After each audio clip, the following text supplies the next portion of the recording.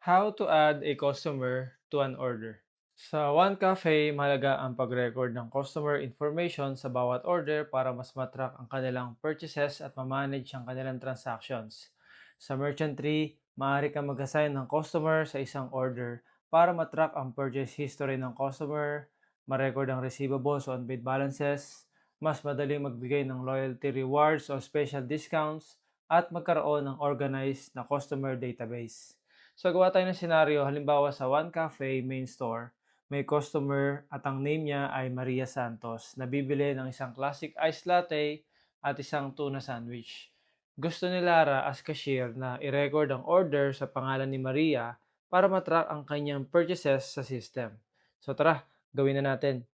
Okay, dito sa POS, click mo muna yung mga order niya. Sandwich, tapos classic iced latte, then proceed to payment.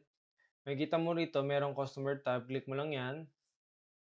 Then piliin mo yung tamang customer.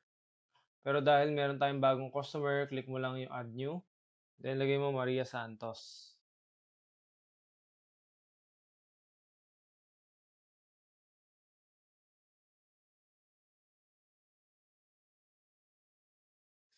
Address, Cavite, save.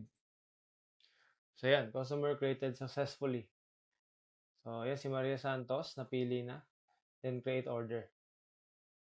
Yan. Tapos makikita mo dyan yung kanyang mga details ng order niya. So yan, meron na ngayong customer dito sa ating resibo. Okay guys, ganun lang maglagay ng customer sa bawat order sa Merchant Tree.